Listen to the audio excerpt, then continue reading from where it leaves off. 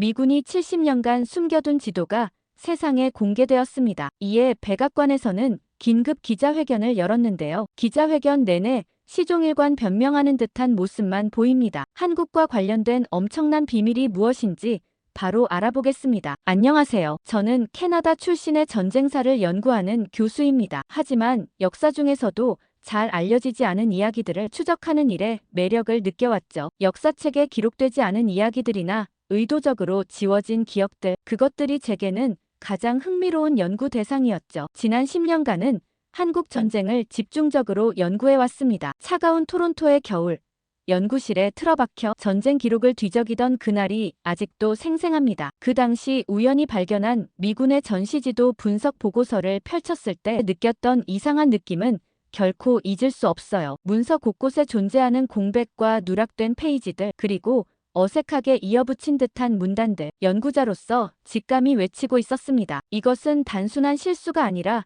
의도적인 조작이라고요. 저는 미군이 한국 전쟁에 개입했을 당시 분명 숨겨진 무언가가 있다고 확신했습니다. 그리고 그걸 열심히 파보기 시작했죠. 당시 자료들은 전쟁 중이라 쉽게 구할 수 없었기 때문에 주변의 전쟁사를 연구하는 모든 인맥을 동원해 자료를 구하기 시작했어요. 처음에는 그저 재미있는 학술적 호기심이었을 뿐입니다. 그런데 제가 이 보고서에 심취할수록 주변에서 이상한 일들이 일어나기 시작했어요. 처음엔 미처 알아차리지도 못했습니다. 하지만 연구실 책상 위에 정리해두었던 자료들이 흔적도 없이 사라지고 노트북에 저장해둔 메모들이 어느 날 갑자기 삭제되었죠. 심지어 개인 이메일 계정까지 해킹되는 기이한 상황이 펼쳐졌습니다. 이런 의문이 꼬리에 꼬리를 물고 이어졌습니다. 그러던 어느 날 아침, 연구실 우편함에 익명의 편지 한 통이 들어있었어요. 봉투를 떨리는 손으로 열어보니 단 한 줄의 메시지가 적혀 있었습니다. 이 연구를 중단하는 것이 신상에 좋을 것이라는 내용이었죠. 차가운 인쇄체로 쓰인 이 문장을 읽는 순간 온몸에 소름이 돋았어요. 누군가 제 연구를 감시하고 있다는 사실이 명백해졌죠. 그리고 컴퓨터 화면을 다시 들여다보니 당시 한국의 지도에서 특정 지역들이 의도적으로 강조되어 있었습니다. 미군의 주둔 필요성을 정당화하는 내용들, 그러나 핵심적인 증거들은 모두 누락되어 있었죠. 이것은 단순한 역사적 오류가 아니라 무언가를 숨기려는 명백한 시도였어요. 저는 그날 밤 평생의 결심을 하게 됩니다. 이 연구를 끝까지 파헤치겠다고요. 어떤 위험이 따르더라도 역사의 진실을 밝히는 것이 제 사명이라 믿었으니까요. 연구실 선반에서 낡은 여행 가방을 끌어내렸습니다. 노트북과 중요 자료들을 챙기고 인천행 비행기표를 예약했죠. 한국에 가서 남은 실마리를 찾아야겠다고 생각했습니다. 캐나다를 떠나기 전날 밤 제 연구실에 마지막으로 들러 필요한 자료들을 정리했습니다. 창밖을 바라보니 어딘가 수상한 차 한 대가 건물 앞에 서 있는 듯 했어요. 그땐 제가 잘못 본 거라 생각했어요. 드라마도 아니고 제 행적을 쫓을 리가 없잖아요. 그러나 이제 와서 돌이켜보면 그때부터 제 뒤를 누군가가 쫓고 있었던 것 같습니다. 한국으로 가는 비행기 안에서 저는 계속해서 그 누락된 지도들을 생각했어요. 여기에 숨겨진 건 무엇일까? 미군이 의도적으로 숨겼던 걸까? 그리고 이 공백의 진실이 밝혀진다면 한국 전쟁의 역사는 어떻게 다시 쓰여질까? 창밖으로 끝없이 펼쳐진 구름을 바라보며 가슴속 깊은 곳에서 결의를 다졌습니다. 무슨 일이 있어도 진실을 찾아내고 말겠다고요. 인천공항에 발을 딛는 순간 이상하게도 낯선 흥분감이 저를 감쌌습니다. 이곳에서 제 연구의 퍼즐이 맞춰질 거라는 예감이 강하게 들었어요. 서울로 향하는 공항철도에 몸을 실으며 창밖으로 펼쳐지는 한국의 풍경이 어딘가 친숙하게 느껴졌습니다. 마치 오래전부터 알고 있었던 장소처럼요. 첫 일정은 종로구의 오래된 고서점이었어요. 인터넷 검색으로는 결코 찾을 수 없는 귀중한 자료들이 이런 곳에 숨어있기 마련이죠. 비좁은 서가 사이를 지나며 한국 전쟁 관련 서적들을 하나하나 살펴보던 중 우연히 한 낡은 폴더를 발견했습니다. 그 안에는 놀랍게도 1950년대 한국 전쟁 당시 사용된 미군 지도 사본이 들어있었어요. 운이 좋다는 생각이 들었습니다. 지도를 펼쳐 자세히 들여다보니 미군의 주요 방어선과 철수 경로가 상세히 표시되어 있었어요. 그런데 이상한 점이 있었습니다. 어떤 특정 지역만 공백으로 남아있었죠. 마치 누군가 의도적으로 그 부분을 지워놓은 듯 했습니다. 그 공백의 윤곽이 토론토에서 보았던 누락된 페이지들의 내용과 맞아떨어진다는 사실을 깨달았을 때 제 심장은 빠르게 뛰기 시작했어요. 이 지역에 분명 무언가가 있었을 거라는 확신이 들었습니다. 그리고 누군가는 그것을 철저히 숨기고 싶었던 것이 분명했죠. 더 자세한 정보를 얻기 위해 저는 그 지역에서 한국 전쟁을 직접 겪은 생존자를 찾아보기로 결심했어요. 지도에 표시된 지역은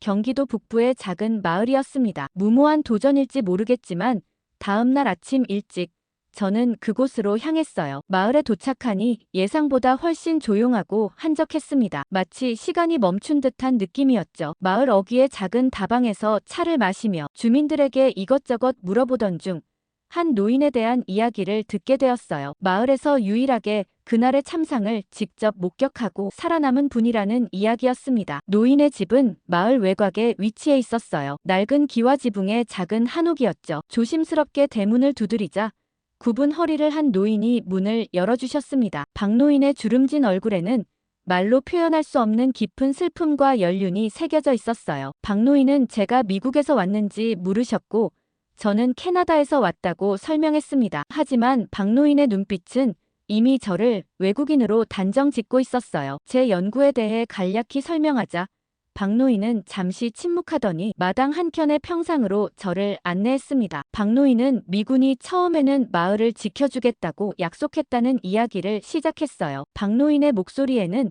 70년이라는 세월이 감싸고 있는 아픔이 묻어났습니다. 그의 떨리는 손이 오래된 사진첩을 펼쳤어요. 하지만 미군은 하루아침에 사라졌고 그날 밤 박노인의 가족은 모두 죽고 박노인만 살아남았다고 합니다. 박노인의 이야기는 제가 연구해온 공식 기록과는 완전히 달랐습니다. 미군의 철수는 전략적 결정이었다고 알려져 있었으나 박노인의 증언에 따르면 그것은 거대한 음모라는 걸 알 수 있었죠. 지켜주겠다던 미군은 사라진 채 마을 사람들 전원이 적군에 의해 목숨을 잃었다고 했습니다. 박노인은 말을 마치고 방으로 들어가더니 낡은 보자기에 쌓인 무언가를 들고 나왔어요. 천천히 보자기를 풀자 그 안에는 손때 묻은 오래된 지도 한 장이 나타났습니다. 놀랍게도 그것은 19세기 조선 후기의 전략 지도였어요. 지도를 자세히 살펴보니 믿을 수 없는 사실이 드러났습니다. 이 조선시대의 지도는 제가 찾고 있던 미군 전시 지도와 동일한 지역을 표시하고 있었어요. 그 지역은 전통적으로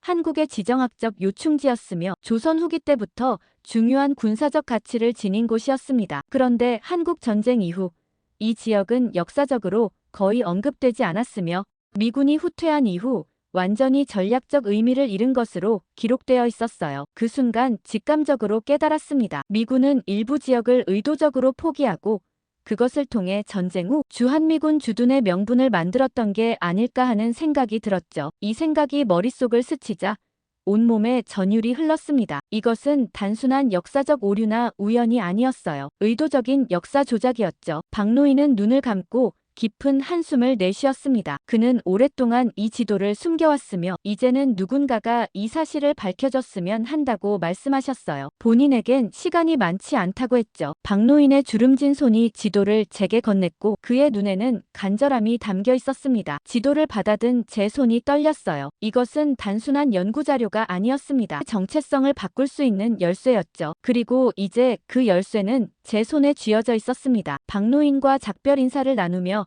저는 그에게 꼭 진실을 밝히겠다고 약속했어요. 서울로 돌아오는 길, 박노인에게 받은 오래된 지도는 제 가방 속에서 무게를 더해갔습니다. 단순한 종이 한 장이 아니라 한 세기를 넘어 이어진 비밀을 품고 있는 역사의 조각 같았어요. 호텔방에 도착해 침대 위에 지도를 펼쳐놓고 밤새도록 그 의미를 해석하려 했습니다. 어둠 속에서 지도의 희미한 선들이 마치 살아 움직이는 듯했죠. 아침이 밝아오자 저는 서울대학교 도서관으로 향했어요. 조선시대 지도에 관한 자료를 더 찾아보기 위해서였습니다. 도서관의 고문 현실은 시간이 멈춘 듯한 정적이 감돌았어요. 책장 사이를 걸으며 느껴지는 오래된 책들의 냄새가 묘하게 편안함을 주었습니다. 사서의 도움으로 19세기 조선의 지도 관련 자료들을 찾아볼 수 있었어요. 한 권 책을 넘기며 박노인의 지도와 비교해 보았죠. 그러다 문득 한 책에서 눈을 뗄 수 없는 페이지를 발견했습니다. 그곳에는 박노인의 지도와 놀랍도록 유사한 지도가 실려 있었어요. 설명에 따르면 이 지도는 조선 후기 비밀리에 제작된 군사 전략 지도라고 했습니다. 심장이 빠르게 뛰기 시작했어요. 이 지도는 단순한 고지도가 아니었습니다. 조선 왕조가 국가 방위를 위해 극비리에 제작한 전략적 자료였죠. 더욱 놀라운 사실은 지도에 표시된 요충지들이 한국전쟁 당시 미군이 주둔했던 지역과 정확히 일치한다는 점이었어요. 이상한 직감이 들었습니다. 이것은 우연이 아니었어요. 제가 토론토에서 발견했던 미군의 전시지도 분석 보고서와 박노인에게 받은 조선시대 지도, 그리고 지금 도서관에서 찾은 자료가 모두 연결되고 있었습니다. 마치 시간을 뛰어넘는 퍼즐 조각들이 하나둘 맞춰지는 듯 했어요. 도서관을 나와 한강변을 걸으며 머릿속에서 여러 가설들이 교차했습니다. 미군은 한국 전쟁 당시 한반도의 지정학적 가치를 어떻게 평가했을까? 그들이 전략적 요충지로 선정한 지역이 조선시대의 그것과 일치한다는 건 어떤 의미를 갖는 걸까? 아무래도 고지도 전문가를 만나 이야기를 더 들어보고 싶었습니다. 그리고 다음 날 국립중앙박물관을 찾아갔죠. 거기에서 만난 김성호 박사는 조선시대 지도 연구의 권위자였어요. 박노인의 지도를 보여드리자 김 박사의 눈이 커졌습니다. 이런 지도는 극히 희귀하며 대부분 일제강점기에 사라졌다고 설명해 주셨어요. 더구나 이 지도는 일반적인 고지도가 아니라 군사적 목적으로 제작된 특수 지도였습니다. 김 박사의 설명에 따르면 이 지도에 표시된 지역들은 조선시대부터 한반도의 지정학적 요충지였다고 해요. 외부 침략을 막기 위한 핵심 방어선이자 국가의 생존과 직결된 전략적 위치였다는 것입니다. 그런데 이상하게도 이 지역들은 현대 한국의 군사 전략에서는 거의 언급되지 않았죠. 저는 조심스럽게 질문했습니다. 혹시 일제강점기나 미군정 시대에 이 지도가 조작되거나 은폐된 흔적이 있는지 물었어요. 김 박사는 잠시 침묵하더니 그럴 가능성은 충분히 있다고 답변했습니다. 일제는 한국의 역사와 문화를 체계적으로 왜곡했고 미군정 역시 자신들의 전략적 필요에 따라 정보를 통제했다고요. 그날 저녁 호텔방으로 돌아와 수집한 모든 자료를 펼쳐놓고 비교 분석했습니다. 미군의 전시지도와 조선시대의 비밀지도를 나란히 놓고 보니 놀라운 패턴이 드러났어요. 미군이 한국전쟁 당시 전략적으로 중요하지 않다고 기록한 지역들이 실제로는 조선시대부터 국가방위의 핵심 요충지였던 것입니다. 그렇다면 왜 미군은 이 지역들을 중요하지 않다고 기록했을까요? 진실이 서서히 모습을 드러내기 시작했습니다. 일부 지역을 의도적으로 포기함으로써 미군은 한반도에서의 영구적인 주둔을 정당화할 명분을 만들었던 것은 아닐까요? 한반도의 전략적 가치를 재구성하고 미국의 개입을 지속하기 위한 계산된 움직임이었을 가능성이 높아졌어요. 저는 미군의 악랄한 의도를 밝혀야겠다고 다짐했고 노트북을 켜서 오늘 알게 된 내용을 정리하려고 했어요. 그런데 노트북을 열고 메일을 확인하다 흠칫 놀라고 말았습니다. 익명의 발신자로부터 또 다른 경고 메시지가 도착해 있더라고요. 목숨을 잃고 싶지 않으면 이 연구를 그만두고 캐나다로 돌아가라는 내용이었습니다. 그러나 이제 와서 멈출 수는 없었어요. 진실은 이미 그 모습을 드러내기 시작했으니까요. 저는 제가 조사한 자료들을 학회에 발표하기로 마음먹었고 김성호 박사는 도움이 될 거라며 서울대학교 역사학과의 이승현 교수를 추천해 주었습니다. 이 교수는 현대 한국사, 특히 한국전쟁 시기를 연구하는 최고 권위자로 알려져 있다며 많은 도움이 될 거라고 했죠. 이 교수의 연구실은 책으로 가득했어요. 벽면을 따라 늘어선 책장, 테이블 위에 쌓인 논문들, 그리고 지도와 문서들이 벽에 붙어 있었습니다. 연구에 일생을 바친 학자의 공간이었죠. 이 교수는 처음에 냉소적인 표정으로 저를 맞이했어요. 외국인 연구자가 한국의 역사를 파헤치려 한다는 사실이 불편해 보였습니다. 저는 조심스럽게 제 연구 목적을 설명했어요. 이승현 교수는 반신반의하는 표정으로 제 이야기를 들었습니다. 그의 얼굴에는 순간순간 의심과 경계심이 교차했어요. 연구실의 창문으로 들어오는 햇빛 속에서 그는 한동안 침묵을 지켰습니다. 그리고 마침내 입을 열었죠. 그는 이런 연구가 단순한 학술적 호기심 이상의 위험을 내포하고 있다고 경고했어요. 역사는 때로 현재의 정치와 복잡하게 얽혀 있다고요. 그러면서 이게 얼마나 위험한지 알고나 하는 거냐고 얘기했습니다. 그의 목소리에는 날카로움과 함께 묘한 쓸쓸함이 깃들어 있었죠. 이 교수는 천천히 자리에서 일어나 창가로 걸어갔어요. 캠퍼스의 풍경을 바라보며 그는 한국 전쟁의 상흔이 아직도 이 땅 곳곳에 남아있다고 말했습니다. 그것은 단순한 역사적 사건이 아니라 여전히 현재 진행형인 아픔이라고요. 저는 조심스럽게 제 연구의 진정성을 설명하려 했습니다. 하지만 이 교수는 쉽게 마음을 열지 않았어요. 그는 서양의 연구자들이 종종 한국 역사를 자신들의 관점으로 재단하려 한다며 우려를 표했습니다. 수십 년간 왜곡되고 이용당해온 한국 역사의 아픔을 그는 생생하게 기억하고 있었죠. 그러면서 단순한 장난과 호기심으로 한국 역사를 이용하려 하는 거라면 여기서 그만두라고 얘기했습니다. 그의 눈빛에는 오랜 세월 쌓인 서양의 학자들에 대한 불신이 담겨 있었어요. 오늘은 더 이상 이 교수를 설득할 수 없겠다고 생각했지만 이 교수의 도움이 필수적이었기 때문에 다음 날 저는 다시 이 교수의 연구실을 찾았습니다. 이번에는 제가 지금까지 수집한 모든 자료를 가져갔어요. 토론토에서부터 시작된 연구 노트와 박노인에게 받은 지도, 그리고 고서점에서 발견한 미군 지도 사본까지 이 모든 것들을 테이블 위에 펼쳐놓고 저는 제 진심을 전했습니다. 단순히 논문 한 편을 위해 이 연구를 하는 것이 아니라는 점, 이 연구를 통해 역사의 진실을 밝히고 싶다고 얘기했죠. 이 교수는 여전히 의심의 눈초리를 거두지 않았지만 적어도 제 자료들에 관심을 보이기 시작했습니다. 그는 천천히 지도들을 살펴보더니 갑자기 눈빛이 달라졌어요. 무언가 발견한 듯 했습니다. 그리고 그의 눈빛이 달라졌죠. 긴장된 침묵이 연구실을 감쌌어요. 이 교수는 박노인이 준 지도를 손에 들고 한동안 말없이 바라보더니 이런 지도가 아직 존재한다는 사실에 놀라움을 표했습니다. 그런데 갑자기 깊은 한숨을 내쉬었습니다. 그의 눈빛이 완전히 달라졌어요. 잠시 창밖을 바라보던 그는 조용히 입을 열었습니다. 역사의 진실을 추구하는 제 용기가 인상적이라고요. 그러면서 자신도 오랫동안 가려진 한국사의 진실을 밝히기 위해 노력해왔지만 그 길이 얼마나 험난했는지 털어놓았어요. 때로는 중국이, 때로는 미국이 회방을 놓았고 심지어 국내에서조차 외면받았다고 했습니다. 그러면서 이 교수는 제 눈을 똑바로 바라보며 물었습니다. 어떤 위험이 닥쳐도 진실을 밝힐 용기가 있느냐고요. 그리고 마침내 그는 미소를 지으며 손을 내밀었어요. 함께 이 연구를 완성하자고 제안했습니다. 그의 손을 잡는 순간 저는 이것이 단순한 학문적 협력을 넘어선다는 것을 느꼈어요. 다음 며칠간 저는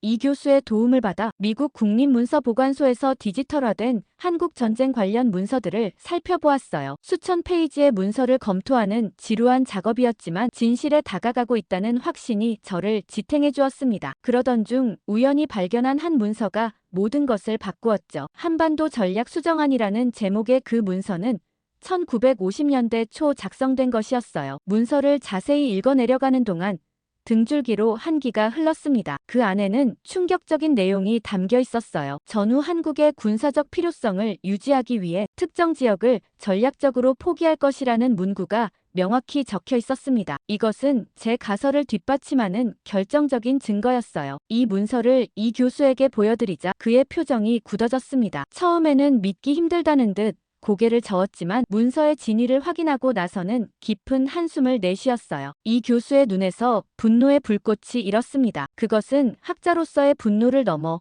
한국민으로서 느끼는 배신감이었죠. 그리고 이 교수는 자신의 책장에서 오래된 일기장을 꺼냈어요. 그의 아버지가 한국 전쟁 당시 남긴 기록이라고 했습니다. 그 안에는 미군이 갑작스럽게 철수한 후 벌어진 참상이 생생하게 묘사되어 있었어요. 이 교수의 아버지는 군인이었고 그 당시 명령 없이 버려진 마을을 지키다 전우들을 모두 잃었다고 합니다. 침묵 속에서 이 교수는 연구실 구석에 있는 금고를 열었습니다. 그 안에서 꺼낸 것은 또 다른 지도였어요. 그가 보관하고 있던 이 지도는 박노인의 것과 놀랍도록 유사했지만 더 많은 세부 정보가 담겨 있었습니다. 이 교수는 이 지도가 그의 스승으로부터 전해받은 것이라고 설명했어요. 수십 년 동안 비밀리에 연구되어 온 자료였습니다. 이 교수는 결심한 듯한 표정으로 이 지도를 저에게 맡기겠다고 말했어요. 하지만 동시에 경고도 잊지 않았습니다. 제가 진실을 밝혀도 아무도 믿어주지 않을 수도 있다고요. 그렇기 때문에 좀 더 결정적인 증거를 찾아야 한다고 했습니다. 저는 깊은 책임감을 느꼈어요. 이것은 단순한 학술 연구가 아니었습니다. 한 나라의 역사, 그리고 그 속에 묻힌 수많은 이들의 희생과 관련된 일이었죠. 이 교수의 신뢰에 보답하기 위해 저는 이 연구를 끝까지 완수하겠다고 약속했습니다. 이승현 교수와의 만남 이후 우리의 연구는 눈에 띄게 깊이를 더해갔습니다. 캐나다에서 혼자 고군분투하던 시절과 달리 많은 것을 알아낼 수 있었죠. 그리고 이 교수의 도움으로 저희는 국가기록원의 비공개 자료들을 열람할 수 있는 특별 허가를 받았어요. 먼지 쌓인 문서철들 사이에서 시간을 거슬러 올라가는 기분이었습니다. 오래된 종이 냄새와 함께 역사의 무게가 고스란히 전해져 왔어요. 매일 아침 일찍부터 밤늦게까지 우리는 수천 장의 문서를 하나하나 살펴보았습니다. 그리고 마침내 운명의 순간이 찾아왔어요. 자정이 가까워 오던 그날 밤, 거의 포기하려던 찰나에 발견한 한 폴더가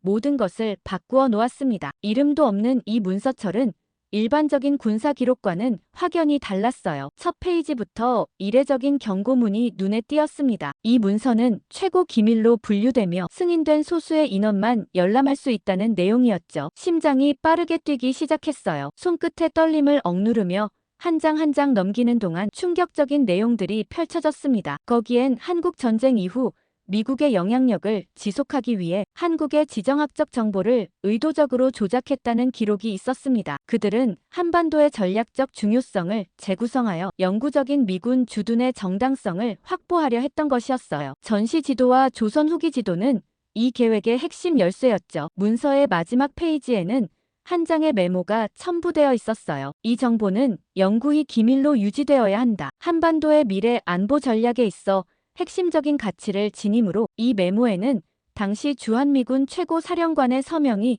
또렷이 남아 있었습니다. 저는 즉시 이 교수에게 전화를 걸었어요. 늦은 시간임에도 불구하고 그는 곧바로 기록원으로 달려왔습니다. 문서를 보는 이 교수의 얼굴에는 복잡한 감정들이 교차했어요. 분노와 허탈함, 그리고 슬픔이 뒤섞인 표정이었습니다. 이 정도라면 학회에서도 충분히 증거 능력으로 인정받을 수 있겠다고 얘기했죠. 이 발견은 저희의 연구의 결정적인 전환점이 되었어요. 저희는 단순한 가설이 아닌 구체적인 증거를 가지고 있었습니다. 그러나 동시에 큰 딜레마에 직면하게 되었죠. 이 문서를 공개하면 한미 관계에 미칠 파장은 상당할 것이었습니다. 더구나 제 개인적인 안전 역시 보장할 수 없었어요. 이미 2차례나 경고를 받았으니까요. 호텔로 돌아와 샤워를 하는 동안에도 머릿속에서는 끊임없이 생각이 맴돌았습니다. 이 연구를 계속 진행하면 제 학술적 커리어가 끝날 수도 있었어요. 아니, 그보다 더 심각한 결과를 맞이할 수도 있었죠. 하지만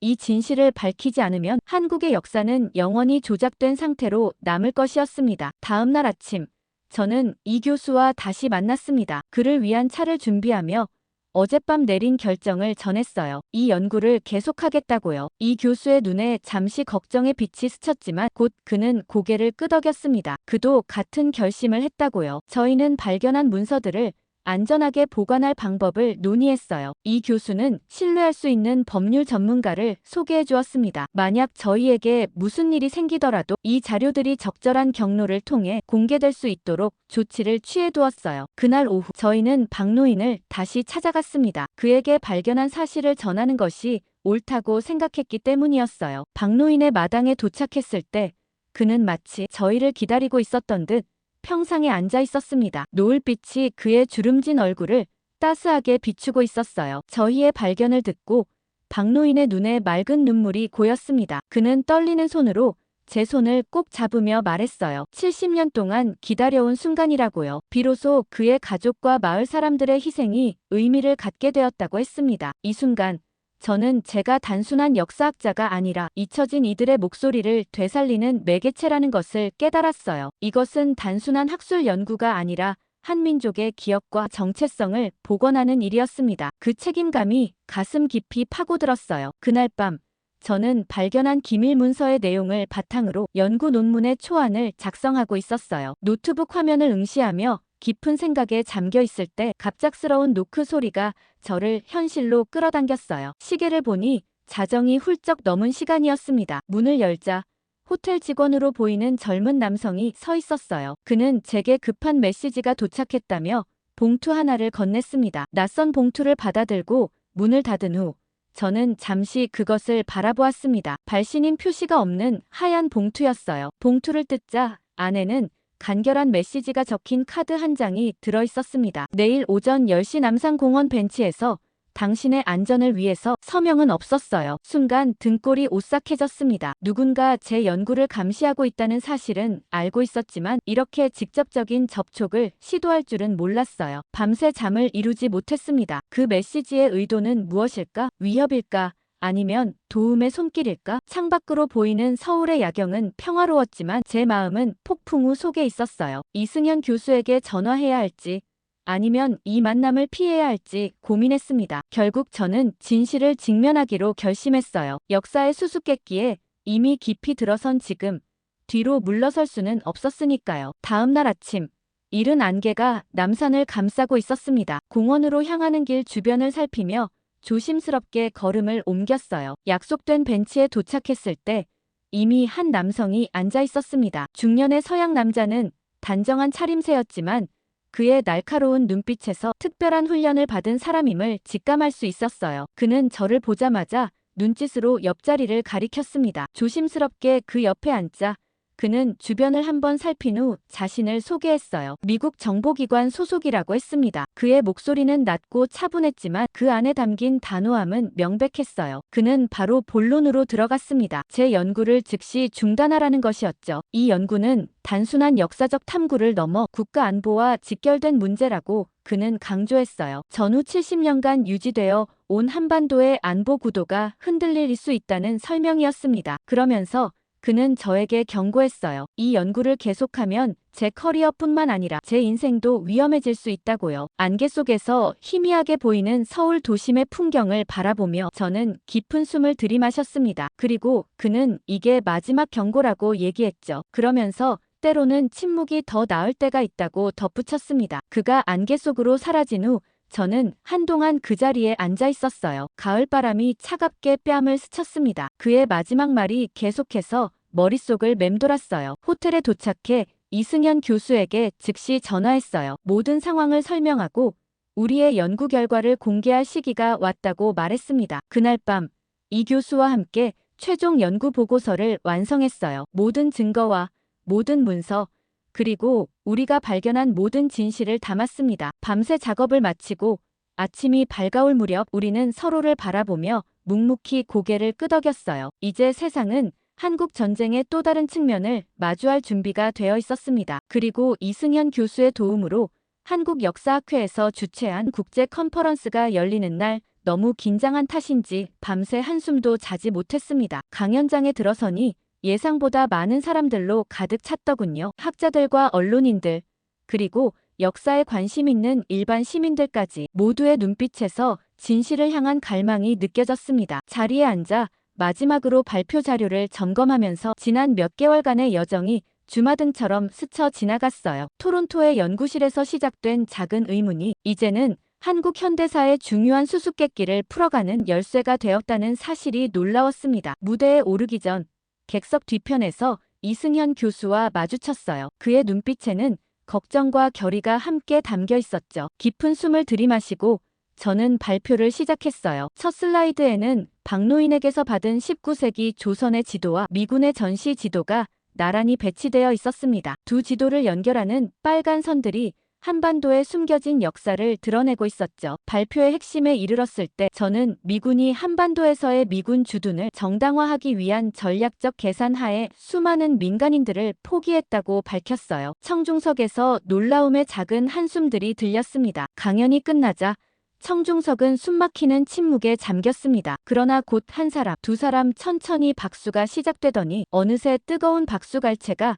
강연장을 가득 채웠어요. 그 소리는 단순한 격려가 아니라 오랫동안 침묵 속에 묻혀있던 진실에 대한 경의였습니다. 질의응답 시간, 여러 질문들이 쏟아졌어요. 많은 학자들이 제 연구 방법론과 발견한 증거의 신뢰성에 대해 날카로운 질문을 던졌습니다. 저는 최대한 정직하게 대답했어요. 모든 증거는 검증 가능하며 이미 여러 학술기관에 공유되었다고요. 그리고 이 연구는 단순히 역사를 재평가하는 것을 넘어 우리가 이해해 온 국제관계의 본질에 의문을 제기하는 것이라고 덧붙였습니다. 컨퍼런스가 끝난 후 많은 기자들이 저를 둘러쌌습니다. 카메라 플래시가 터지고 질문들이 쏟아졌지만 묘하게도 마음은 평온했어요. 오랜 짐을 내려놓은 듯한 해방감이 찾아왔습니다. 이승현 교수가 제 옆에 서서 기자들의 질문에 함께 대답해 주었어요. 그의 학문적 권위가 제 연구에 더욱 무게를 실어주었죠. 다음 날 아침, 저는 일찍 눈을 떴습니다. 어젯밤의 발표가 가져올 파장을 기대하며 침대에서 일어나 바로 휴대폰을 확인했어요. 주요 일간지 앱을 하나하나 열어보았지만 이상하게도 제 발표에 관한 기사는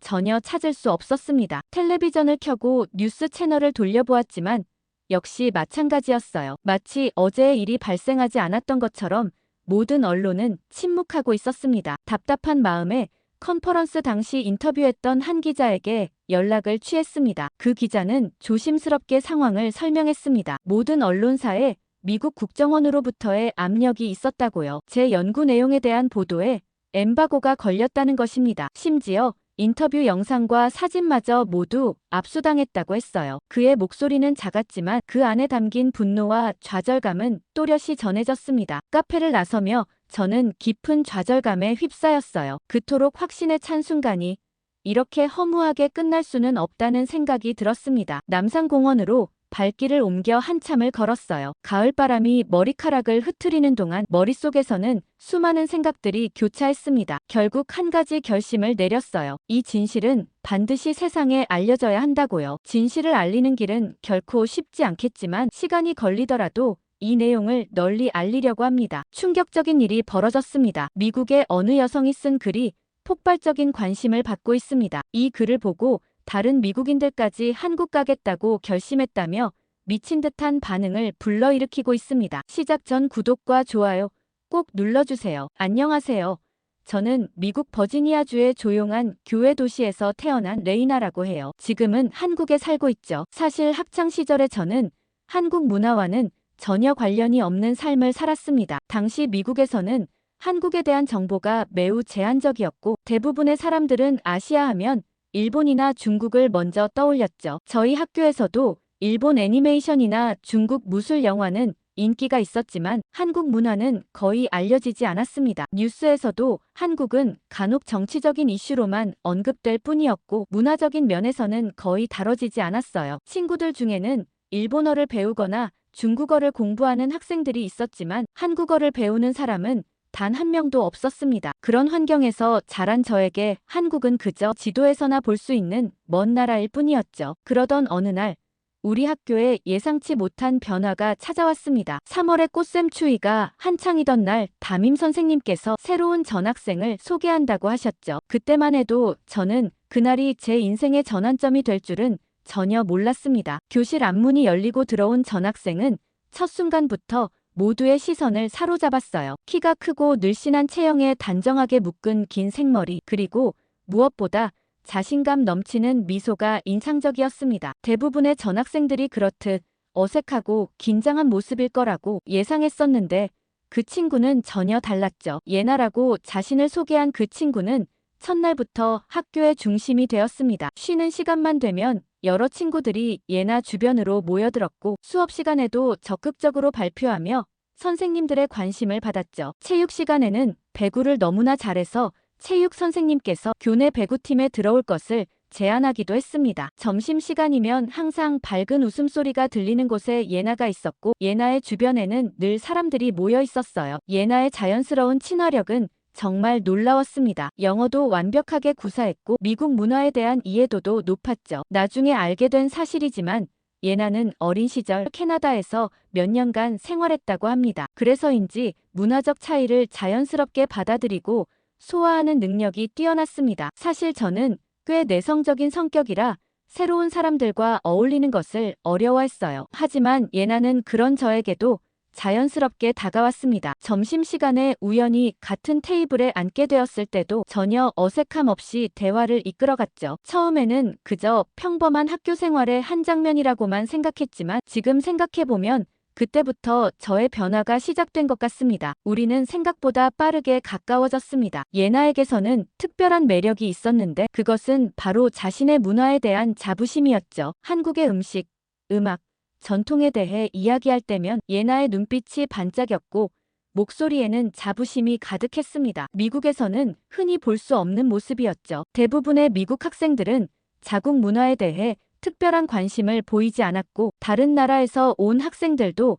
자신의 문화를 드러내기보다는 미국 문화에 동화되려 노력하는 경우가 많았거든요. 하지만 예나는 달랐습니다. 자신이 한국인이라는 사실을 자랑스러워했고, 한국 문화의 우수성을 자연스럽게 알리는데 열정적이었죠. 점심시간은 우리에게 특별한 시간이 되었습니다. 예나는 매일 다른 한국 음식을 도시락으로 가져왔는데, 예나의 어머니께서 정성스럽게 준비해 주신 것이었죠. 처음 본 김밥은 마치 예술 작품 같았습니다. 알록달록한 속재료들이 하얀 쌀밥 속에 말려있는 모습이 너무나 아름다웠죠. 불고기는 달콤한 향이 교실 안을 가득 채웠고, 비빔밥은 그 화려한 색감만으로도 시선을 사로잡았습니다. 처음에는 낯선 향신료와 양념 때문에 망설여졌지만, 한 번 맛을 보고 나니 그 매력에서 헤어나올 수 없었죠. 예나는 음식을 나누면서 각각의 요리에 담긴 한국의 식문화와 전통을 설명해 주었고, 저는 그 이야기에 점점 더 깊이 빠져들게 되었습니다. 그러던 어느 날 우연히 복도에서 예나가 가족들과 통화하는 모습을 보게 되었습니다. 평소 유창한 영어를 구사하던 예나가 전혀 다른 언어로 이야기하는 모습은 신선한 충격이었죠. 한국어의 억양과 리듬은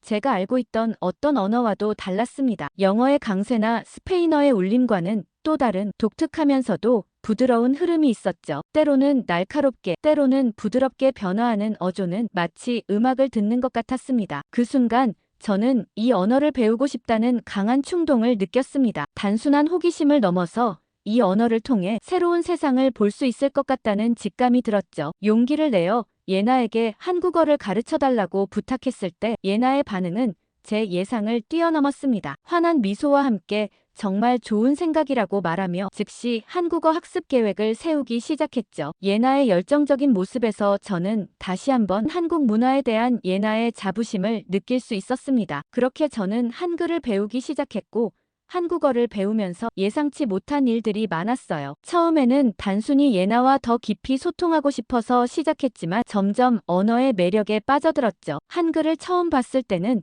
마치 암호 같았어요. 기호처럼 생긴 글자들이 조합되어 새로운 소리를 만들어낸다는 점이 참 신기했습니다. 영어와는 전혀 다른 문장 구조도 흥미로웠죠. 가장 먼저 배운 것은 제 이름을 쓰는 방법이었습니다. 예나가 공책에 또박또박 써주었고, 저도 따라서 한 글자씩 적어보았죠. 그런데 금방 실수를 하고 말았습니다. 글자가 너무 헷갈렸고 받침이 있는 글자는 더 어려웠죠. 하지만 몇 번이고 연습하다 보니 손에 익었고, 제 이름을 한글로 쓸 수 있다는 것만으로도 성취감이 느껴졌습니다. 처음으로 완성된 문장을 읽었을 때는 정말 감격스러웠죠. 글자 하나하나를 조합해서 의미 있는 문장이 된다는 것이 마치 퍼즐을 맞추는 것 같았습니다. 한글의 논리적인 구조 덕분에 생각보다 빠르게 익숙해질 수 있었죠. 특히 자음과 모음의 조합이 규칙적이어서 몇 가지 기본 원리만 이해하니 새로운 단어를 읽을 수 있게 되었습니다. 하지만 발음은 또 다른 문제였죠. 영어에는 없는 발음들이 많아서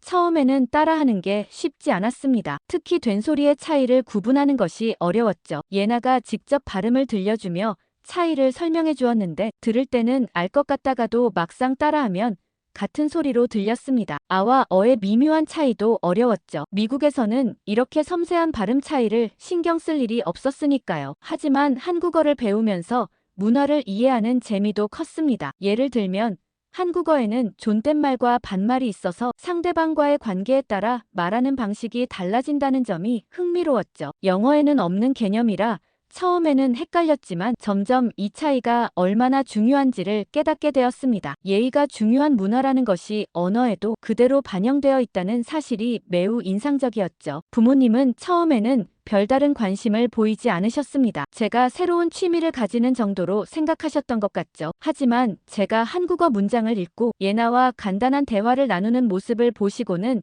조금 놀라시는 눈치였습니다. 그것도 잠시뿐이었고 크게 신경 쓰지는 않으셨죠. 아마도 한국과 이렇게 깊은 인연을 맺게 될 거라고는 상상도 하지 못하셨을 것입니다. 그렇게 대학을 결정해야 할 시기가 왔을 때 저는 한국에 가서 한국 문화와 언어를 더 깊이 공부하고 싶다는 결정을 내렸죠. 물론 예나가 한국으로 돌아간다는 것도 큰 영향을 미쳤습니다. 하지만 그것만이 이유는 아니었죠. 저는 한국어를 배우면서 단순한 언어 이상의 것을 느끼게 되었습니다. 한국의 역사, 전통, 그리고 사람들의 사고방식을 배우면서 새로운 시각을 가지게 되었죠. 그때 당시만 해도 한국이 지금처럼 세계적으로 인기 있는 나라가 아니었습니다. 한국 문화에 관심을 가지는 사람들은 극소수였고 주류 문화와는 거리가 멀었죠. 부모님께서도 이런 현실을 잘 알고 계셨기 때문에 제 결정을 강하게 반대하셨습니다. 왜 굳이 한국까지 가야 하냐며 미국에도 훌륭한 대학이 많은데 굳이 먼 나라에서 공부할 필요가 없다고 하셨죠. 한국에서의 생활이 쉽지 않을 거라며 걱정도 많이 하셨습니다. 당연히 그때는 저도 고민이 많았어요. 하지만 한국어를 배우면서 느낀 설렘과 한국 문화에 대한 깊은 애정이 저를 한국으로 이끌었습니다. 미국에서라면 결코 경험할 수 없는 것들을 배우고 싶었죠. 부모님을 설득하는 일은 쉽지 않았지만 결국 저는 한국행을 결심하게 되었습니다. 그리고 지금 돌이켜보면 그때의 결정이 제 인생에서 가장 잘한 선택이었던 것 같아요. 당시 부모님의 반대를 무릅쓰고 결국 한국으로 향했습니다. 처음 비행기 표를 예매할 때부터 가슴이 두근거렸죠. 13시간이 넘는 비행시간 동안 창밖을 내다보며 이제 정말 새로운 삶이 시작된다는 생각에 설레었습니다. 마침내 비행기가 인천공항에 착륙하는 순간 이제 정말 새로운 시작이라는 생각이 들었죠. 공항을 나서는 순간부터 모든 것이 낯설었지만 동시에 신기하고 설레는 기분이었습니다. 한국어를 배우면서 상상했던 것들이 눈앞에 펼쳐지는 느낌이 들었죠. 거리마다 한글 간판이 가득했고 버스와 지하철의 안내방송도 모두 한국어였습니다. 공항버스를 타고 서울로 향하는 동안 창밖으로 보이는 모든 것들이 새롭게 느껴졌죠. 특히 도로 위의 한글 표지판들을 하나하나 읽어가며 그동안 배운 한국어가 이렇게 실제로 쓰이는구나 하는 생각에 뿌듯했습니다. 가장 인상적이었던 건 한국의 안전함이었죠. 미국에서는 학교에서조차 테러 대비 훈련을 정기적으로 해야 했고 등하교 시에도 늘 주변을 경계해야 했습니다. 학교 안에서도 금속 탐지기를 통과해야 했고 복도마다 보안 요원이 있었죠. 쇼핑몰이나 영화관 같은 공공장소에서도 항상 비상구를 확인하고 수상한 사람이 없는지 살펴보는 것이 습관이었습니다. 그런데 한국은 그런 걱정을 할 필요가 없었죠. 밤늦게 혼자 거리를 걸어도 불안하지 않았고 전철역에서도 무언가를 잃어버려도 돌아올 거라는 말을 들었습니다. 처음에는 믿을 수 없었죠. 이 정도로 안전할 수 있나 싶었습니다. 특히 학교에서 가방이나 휴대폰을 그냥 책상 위에 두고 다니는 모습을 보고 많이 놀랐죠. 특히 기억에 남는 사건이 하나 있습니다. 한국에서 친해진 수진이라는 친구와 함께 지하철을 타러 갔을 때였죠. 미국에서는 공공장소에서 가방을 꼭 끌어안고 있는 게 습관이었습니다. 뉴욕 지하철에서는 소매치기가 흔했고 LA에서도 항상 조심해야 했죠. 저는 혹시라도 누가 내 가방을 노리지 않을까 싶어 양손으로 꽉 잡고 있었습니다. 수진이는 그런 저를 이상하게 쳐다보더니 어디 아프냐고 물었죠. 저는 도둑을 걱정하는 거라고 했습니다. 수진이는 어이없다는 듯이 웃으며 한국에서는 소매치기가 거의 없다고 했죠. 그러면서 CCTV도 많고 치안이 좋아서 그런 걱정은 하지 않아도 된다고 설명해 주었습니다. 처음에는 정말 믿기 어려웠죠. 아무리 잘 사는 나라라도 소매치기가 없을 수가 있나 싶었습니다. 런던이나 파리 같은 선진국 도시에서도 여행할 때마다 가방을 조심하라는 경고를 들었는데 한국은 다르다고 하니 쉽게 납득이 안 됐죠. 실제로 제가 아는 친구는 로마에서 소매치기를 당한 적이 있었고 바르셀로나에서는 여권을 도난당한 사람도 있었습니다. 그런데 수진이가 주변을 둘러보라고 했죠. 정말 사람들은 저처럼 불안하게 가방을 끌어안고 있지 않았습니다. 다들 여유롭게 휴대폰을 보고 있거나 가방을 무심코 옆에 둔 채 앉아 있었죠. 심지어 어떤 사람들은 잠까지 자고 있었는데도 아무도 신경 쓰지 않았습니다. 그날 이후로 저도 점점 한국의 안전함을 실감하게 되었습니다. 처음에는 조심스럽게 행동했지만 시간이 지날수록 마음이 편해졌죠. 카페에서 가방을 두고 화장실에 가도 그대로 남아있었고 휴대폰을 테이블에 올려놔도 누가 가져가지 않았습니다. 한 번은 지갑을 떨어뜨린 적이 있었는데 그날 밤 경찰서에서 연락이 왔죠. 누군가가 주워서 맡겨주었다는 겁니다. 미국이었다면 상상도 할 수 없는 일이었죠. 특히 놀라웠던 것은 늦은 밤 편의점에서 일하는 직원들이 대부분 여성이라는 점이었습니다. 미국에서는 안전상의 이유로 야간 근무는 대부분 남성이 담당했는데 한국은 그런 걱정 없이 여성들이 밤에도 안전하게 일할 수 있다는 게 신기했죠. 그렇게 한국에서의 생활이 점점 익숙해져 갔습니다. 처음에는 버스 노선을 이해하는 것부터 어려웠고 음식을 주문하는 것도 긴장되는 일이었죠. 은행 업무를 볼 때도 실수가 많았고 복잡한 지하철 노선도를 보면 머리가 아플 정도였습니다. 하지만 시간이 지날수록 이런 것들이 하나둘 익숙해졌죠. 처음 보는 메뉴도 자신있게 주문할 수 있게 되었고 복잡한 지하철 환승도 자연스럽게 할 수 있게 되었습니다. 특히 한국의 배달 문화는 정말 놀라웠죠. 밤늦게도 다양한 음식을 주문할 수 있다는 것이 신기했고 배달 어플을 사용하는 것도 점차 익숙해졌습니다. 낯설고 신기했던 것들이 당연하게 느껴지는 순간이 찾아왔죠. 예전에는 신발을 벗고 들어가는 게 어색하기만 했는데 이제는 신발을 신는 게 더 불편했고 바닥에 앉아서 식사하는 것도 편해졌습니다. 온돌 문화의 장점도 알게 되었죠. 특히 겨울에 따뜻한 바닥에 앉아 있는 것이 얼마나 좋은지 깨달았습니다. 온돌 하나로도 한국에서 살아야 할 이유로 충분한 것 같아요. 그리고 부모님도 제가 한국에서 잘 지내고 있다는 걸 점차 받아들이기 시작하셨죠. 처음에는 매일 전화하시면서 걱정하셨지만 제가 보내는 사진들과 이야기들을 들으시면서 안심하시는 것 같았습니다. 특히 한국의 안전한 치안과 발달된 대중교통에 대해 이야기드리면서 오히려 미국보다 더 안전하고 편리하게 지내고 있다는 걸 알게 되셨죠. 화상통화로 제 일상을 보여드리면서 부모님도 한국에 대한 편견을 점점 깨기 시작하셨어요. 그치만 여전히 제가 한국에 있다는 걸 좋아하진 않으셨고 직장은 미국에서 잡았으면 좋겠다고 하셨죠. 제가 미국으로 갔을까요? 저는 솔직히 한국의 편리한 생활을 포기하지 못해 직장도 한국으로 정하게 되었습니다. 한국 콘텐츠에 대한 연구를 해왔던 저는 영화 제작사에 들어가게 되었습니다. 지금은 누구나 알고 있는 유명한 영화를 제작하는 곳이지만 그 당시에는 직원 수가 20명도 채 되지 않는 작은 스타트업이었죠. 사무실도 낡은 건물 4층의 좁은 공간이었고 회의실이라고 해봤자 파티션으로 구분된 작은 공간이 전부였습니다. 그래도 다들 열정이 넘쳤고 언젠가는 큰 성공을 이룰 거라는 믿음으로 가득했죠. 직원 수가 많지 않다 보니 각자 맡은 역할이 많았습니다. 저 같은 경우는 해외 콘텐츠 분석과 마케팅을 동시에 담당했고 때로는 통역까지 해야 할 때도 있었죠. 부모님께는 2주일에 한 번씩 영상통화로 근황을 전했습니다. 미국의 대기업에서 일하는 친구들 얘기를 하시면서 은근히 비교하시곤 하셨죠. 특히 작은 회사에서 야근도 많이 하고 주말에도 일하는 제 모습을 보시며 많이 걱정하셨습니다. 이제 경력도 쌓았으니 미국으로 돌아와서 더 좋은 회사를 알아보는 게 어떻겠냐는 말씀을 자주 하셨죠. 하지만 저는 지금의 경험이 앞으로 더 큰 기회로 이어질 거라 믿었고 무엇보다 한국 영화 산업의 성장 가능성을 확신했습니다. 매주 금요일 저녁이면 다 같이 모여 새로운 영화 기획안을 논의하는 시간이 있었는데 그때마다 느끼는 열정과 에너지는 어디에서도 느낄 수 없는 것이었죠. 그러던 어느 날 장마철의 시작을 알리는 듯한 갑작스러운 폭우가 쏟아졌습니다. 평소라면 우산을 챙기고 나왔을 텐데 그날따라 급하게 나오느라 우산을 놓고 왔지 뭐예요. 지하철에서 내려 회사로 향하는데 하늘에서 쏟아지는 비를 보며 잠시 망설였습니다. 가방으로라도 비를 피해볼까 고민하고 있을 때였죠. 가까우면 같이 쓰고 가시겠어요?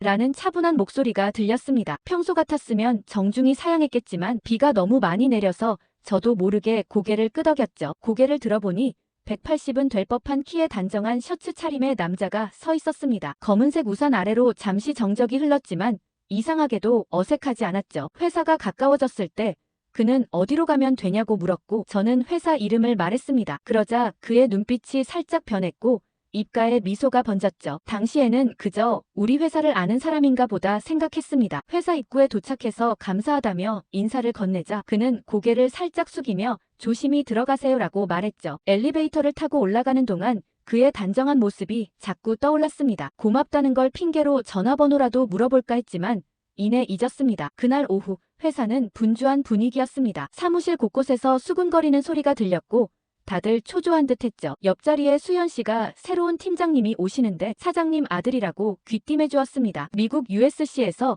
영화를 전공하고 할리우드에서 일했다는 소문이 돌았죠. 자유로운 스타트업 분위기가 깨질까봐 걱정하는 목소리가 많았습니다. 특히 기획팀의 경우 지금까지 수평적인 문화로 아이디어를 자유롭게 나눴는데 새로운 상사가 오면 그런 분위기가 바뀔까봐 우려했죠. 오후 4시 긴급회의가 소집되었습니다. 좁은 회의실에 직원들이 하나둘 모여들었고 저는 구석자리에 앉았죠. 그때 문이 열리면서 낯익은 실루엣이 들어왔습니다. 아침에 우산을 씌워준 바로 그 사람이었죠. 순간 얼굴이 붉어지는 것을 느꼈습니다. 그는 차분한 목소리로 새로 팀장을 맡게 된 김지훈이라고 자신을 소개했죠. 회의 내내 저는 고개를 들지 못했습니다. 하지만 그의 목소리를 들으며 아침에 느꼈던 그 따뜻한 인상이 착각이 아니었음을 알 수 있었죠. 회의가 끝나갈 무렵 우연히 시선이 마주쳤는데 그가 살짝 웃음을 지었습니다. 마치 아침에 그 일은 우리들만의 비밀이에요라고 말하는 것 같았죠. 저도 모르게 긴장이 풀리면서 작게 미소를 지었습니다. 그러던 어느 날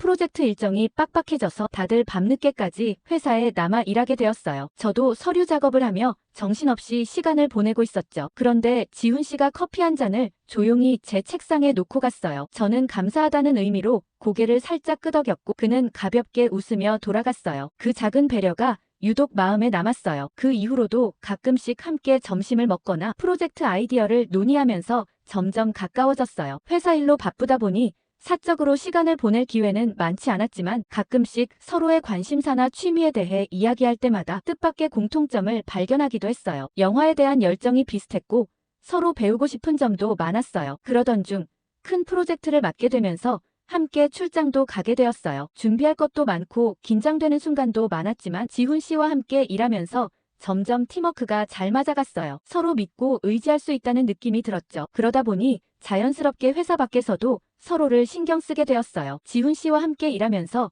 자연스럽게 가까워졌습니다. 매일 얼굴을 보고 함께 프로젝트를 진행하며 시간을 보내다 보니 서로에 대해 더욱 깊이 알게 되었죠. 처음에는 단순한 직장 동료였지만 야근이 잦아지면서 서로를 의지하게 되었어요. 특히 큰 프로젝트를 앞두고 밤늦게까지 회의를 하다가 동네 포장마차에서 우동을 먹던 날들이 기억에 남습니다. 따끈한 국물을 마시며 쌓였던 피로를 풀고 업무 이야기에서 시작해 각자의 어린 시절, 꿈꾸던 미래에 대한 이야기까지 나누었죠. 힘든 날에는 서로 위로가 되어주었고 기쁜 일이 있을 때는 함께 기뻐했어요. 주말이면 북한산이나 도봉산으로 등산을 가곤 했습니다. 처음에는 단순히 건강을 위해 시작했지만 자연 속에서 보내는 시간이 점점 더 소중해졌죠. 등산로를 오르면서 나누는 대화는 사무실에서의 대화와는 또 달랐어요. 더 깊이 있고 진솔한 이야기를 나눌 수 있었습니다. 정상에 올라 도시를 내려다보며 마시는 커피 한 잔의 여유로움은 잊을 수 없는 순간이 되었죠. 지칠 때면 서로 격려하며 한 걸음씩 나아갔고 정상에 도착했을 때의 성취감은 우리를 더욱 가깝게 만들었어요. 그렇게 함께한 지 어느덧 1년이 되었습니다. 매일 얼굴을 보고 함께 시간을 보내면서 서로를 누구보다 잘 이해하게 되었죠. 퇴근 후의 산책이나 주말 등산은 우리의 일상이 되었고 서로의 생각과 가치관도 자연스럽게 공유하게 되었어요. 그러다 어느 순간 우리는 결혼을 진지하게 고민하기 시작했습니다. 지훈 씨와 함께라면 어떤 미래가 펼쳐지든 괜찮을 것 같았죠. 부모님께 이 소식을 전하기까지 많은 고민이 있었어요. 전화로 이야기를 꺼냈을 때 예상했던 대로 부모님의 반응은 냉담했습니다. 특히 아버지는 강하게 반대하셨죠. 한국에서 일하는 것도 이해하기 어려운데 이제는 결혼까지 하겠다니 말도 안 된다고 하셨어요. 어머니는 잠시 침묵하시다가 한국에서 살겠다는 건 곧 미국에서의 삶을 포기하는 것과 같다고 말씀하셨습니다. 저는 포기할 생각이 없었죠. 지훈 씨 역시 흔들림 없이 저를 지지해 주었어요. 이메일과 전화로는 부모님의 마음을 움직일 수 없다는 걸 깨닫고 직접 찾아뵙고 우리의 진심을 전하기로 결심했습니다. 지훈 씨는 자신이 최선을 다해 설득하겠다며 걱정 말라고 했죠. 그렇게 우리는 미국행 비행기에 올랐어요. 공항에 도착하자 부모님이 마중을 나와 계셨습니다. 멀리서도 어머니의 하얀 블라우스가 눈에 띄었죠. 저를 보시자 반갑게 웃으셨지만 지훈 씨를 바라보는 표정은 굳어 있었어요. 아버지는 잘 왔다는 단순한 인사만 건네셨고 어머니는 지훈 씨를 한번 쓱 보시곤 먼저 걸음을 옮기셨습니다. 차로 향하는 내내 무거운 침묵이 이어졌죠. 집에 도착하니 분위기가 조금 달라졌어요. 어머니가 직접 준비하신 스테이크와 샐러드 그리고 제가 좋아하는 감자 그라탕까지 한 상 가득 음식을 차려놓으셨습니다. 겉으로는 반대하는 태도를 보이셨지만 그래도 기본적인 예의는 지키고 싶으셨던 것 같았죠. 지훈 씨는 정중하게 이렇게 맛있는 음식을 준비해 주셔서 감사합니다라고 인사를 건넸어요. 식사 시간이 시작되자 부모님의 태도는 다시 단호해졌습니다. 아버지는 포크를 내려놓으며 지훈 씨의 학력과 가정 환경을 물으셨고 어머니는 월급이 얼마인지 승진 가능성은 있는지 꼬치꼬치 캐물으셨죠. 특히 한국에서 외국인인 저를 어떻게 보호할 수 있느냐는 질문에는 마음이 아팠어요. 하지만 지훈 씨는 흔들림 없이 모든 질문에 성실하게 대답했습니다. USC에서 공부한 이야기부터 회사의 미래 계획까지 차분하게 설명했죠. 부모님은 결혼이라는 게 단순한 감정이 아니라 현실적인 문제라고 강조하셨습니다. 아버지는 테이블 위에 놓인 와인 잔을 만지작거리며 제가 미국에서 쌓아온 경력과 인맥을 모두 포기하는 것이 얼마나 큰 모험인지 설명하셨죠. 어머니는 한국의 문화적 차이, 특히 여성의 삶이 미국과는 많이 다르다는 점을 지적하셨어요. 명절 문화부터 시작해서 직장 생활에서의 차별까지 구체적인 예시를 들어가며 우려를 표현하셨습니다. 특히 아버지는 한국에서의 생활이 힘들 수밖에 없다며 현실적인 걱정을 늘어놓으셨죠. 은퇴 후의 생활, 의료 시스템의 차이, 자녀 교육 문제까지 하나하나 짚어가셨어요. 어머니도 손주들이 태어났을 때 멀리 있는 걸 생각하면 가슴이 아프다고 하시며 미국에서 안정적인 삶을 이어가길 바라셨기 때문에 더욱 반대하셨습니다. 그러나 지훈 씨는 흔들리지 않고 차분하게 대화를 이어나갔습니다. 그는 부모님의 우려를 충분히 이해한다고 말씀드리면서도 우리가 함께라면 어떤 어려움이든 극복할 수 있을 거라고 확신에 찬 목소리로 이야기했죠. 한국에서 제가 원하는 일을 계속할 수 있도록 지원하겠다고 했고 1년에 몇 차례는 꼭 미국을 방문하여 가족과의 연결을 유지하겠다고 덧붙였어요. 부모님은 논리적인 지훈 씨의 이야기를 들으시며 표정이 조금씩 변하기 시작했어요. 식사가 끝난 후 지훈 씨가 커다란 캐리어를 조심스럽게 열며 준비해 온 것이 있다고 했습니다. 짙은 네이비색 캐리어 안에는 정성스럽게 포장된 선물들이 가득했죠. 저도 처음 보는 선물들이라 놀랐고 지훈 씨는 한 달 전부터 하나하나 정성스럽게 준비했다고 했습니다. 부모님은 의아한 눈빛으로 바라보셨지만 지훈 씨는 차분하게 하나씩 설명하며 정성스레 건넸죠. 각각의 선물에는 작은 카드가 붙어 있었고 거기에는 선물의 의미와 사용법이 영어로 꼼꼼하게 적혀 있었습니다. 첫 번째 선물은 최고급 전기장판이었죠. 부모님은 처음 보시는 물건에 별다른 반응을 보이지 않으셨습니다. 살짝 실망하신 듯한 표정이셨죠. 하지만 지훈 씨는 환한 미소를 지으며 한국의 겨울을 따뜻하게 만드는 비밀이라고 설명했습니다. 직접 부모님의 침대에 장판을 깔아드리고 전원을 켜서 보여드렸죠. 처음에는 의심스러워 하시던 부모님도 따뜻한 온기가 전해지자 놀란 표정을 지으셨어요. 두 번째 선물은 다양한 종류의 믹스커피였습니다. 프리미엄 브랜드부터 대중적인 제품까지 한국인들이 즐겨 마시는 커피를 세트로 준비했죠. 지훈 씨는 직접 커피를 타서 부모님께 건네며 한국의 커피 문화를 설명했습니다. 처음에는 별 기대 없이 드셨던 부모님이었지만 한 모금 마시는 순간 놀라운 표정을 지으셨어요. 깊은 풍미와 달콤한 맛이 어우러진 커피가 생각보다 훨씬 맛있었던 것입니다. 가격을 물으시고는 더욱 놀라셨죠. 이렇게 맛있는 커피가 이렇게 저렴하다는 사실에 감탄하셨습니다. 그리고 마지막으로 준비한 것이 한국 전통 디저트인 약과였습니다. 고급 한과 전문점에서 특별히 주문한 것으로 선물용 고급 도자기 합에 담겨 있었죠. 지훈 씨는 조심스럽게 상자를 열어 보여주며 하나씩 내어놓았습니다. 금빛으로 빛나는 약과를 신기한 듯 바라보시던 부모님은 한 입 드시고는 놀라워하셨어요. 적당히 달고 부드러우면서도 씹을수록 고소한 맛이 나는 것이 마음에 드신 눈치였습니다. 그렇게 우리는 자연스럽게 한국 이야기를 나누며 저녁 시간을 보냈죠. 부모님은 처음엔 거리감을 두려워하셨지만 지훈 씨가 하나씩 소개하는 한국 문화와 음식에 점점 마음을 여시는 듯 했습니다. 전기장판의 따뜻함, 달콤한 믹스커피, 그리고 약과의 독특한 맛이 부모님의 마음을 조금씩 녹였어요. 다음 날 아침, 예상치 못한 순간이 찾아왔습니다. 부모님 방에서 밝은 웃음소리가 들렸죠. 달려가 보니 부모님 두 분 다 전기장판 덕분에 몇 년 만에 가장 편안한 잠을 주무셨다고 하셨어요. 특히 어머니는 평소 허리 통증으로 잠을 설치셨는데 따뜻한 온기 덕분에 통증 없이 주무실 수 있었다며 기뻐하셨습니다. 부모님의 표정이 완전히 달라졌죠. 지훈 씨를 향한 시선이 한층 부드러워졌고 이제야 비로소 마음을 여신 것 같았습니다. 아침 식사 시간에는 어제 맛보았던 믹스커피를 직접 타마시며 한국 문화에 대해 이야기꽃을 피우셨어요. 공항으로 향하는 차 안에서 어머니는 지훈 씨에게 다음에는 더 오래 머물다 가라고 하셨고 아버지는 조용히 어깨를 두드리며 고개를 끄덕이셨죠. 그 작은 제스처에 지훈 씨의 눈시울이 붉어졌고 저 역시 눈물이 났습니다. 작은 선물들로 시작된 변화가 이렇게 큰 믿음과 사랑으로 이어질 줄은 몰랐어요. 비행기에 오르면서 우리는 확신할 수 있었습니다. 이제 정말 새로운 시작을 할 수 있겠다고 말이죠. 그날 이후로 부모님은 한국 문화에 대한 관심이 급격히 높아지셨습니다. 저희가 돌아간 후에도 한국 사위가 선물로 사왔다며 믹스커피를 동네 이웃들과 나누며 한국의 커피 문화를 자랑하셨죠. 이웃들의 반응도 예상 밖이었습니다. 깊은 맛과 향, 그리고 믿기 힘든 가격에 모두가 감탄했습니다. 특히 동네에서 카페를 운영하시는 제인 아주머니는 이런 맛있는 커피가 어떻게 이렇게 저렴할 수 있는지 이해가 안 된다며 자신의 카페에서도 판매하고 싶다고 하셨어요. 그리고 부모님이 가장 마음에 들어 하시던 전기장판을 자랑했더니 이웃들은 모두 놀라워했고 아마존에서 구매하려는 사람들도 생겼습니다. 그 후로 지훈 씨가 선물을 보낼 때마다 부모님은 잔뜩 기대하셨어요. 한국 제품이라면 뭐든 다 좋다며 주변 분들에게 자랑도 엄청 하시고 계시죠. 처음에 한국 사위를 반대하던 그 엄마 아빠가 만나 모를 지경이에요. 이제 곧 휴가를 마쳐 미국으로 들어가게 되는데 이젠 동네 분들까지 난리가 났어요. 다들 한국 사위를 직접 보고 싶다며 기대하고 계시더라고요. 이제 저희 부모님도 지훈 씨에 대한 이야기를 자랑처럼 하셨고 그 모습을 보며 저는 뿌듯한 마음이 들었어요. 우리의 결혼을 반대하시던 부모님이 이제는 한국과의 인연을 소중하게 여기게 되셨다는 게 너무 감격스러웠습니다. 지훈 씨와 함께 걸어갈 미래가 더욱 밝게 느껴졌어요. 한국 세댁으로 지내게 될 저의 또 다른 한국 생활이 기대가 됩니다. 저희 부모님이 좋아하실 만한 또 다른 선물이 있다면 많이 추천해 주세요.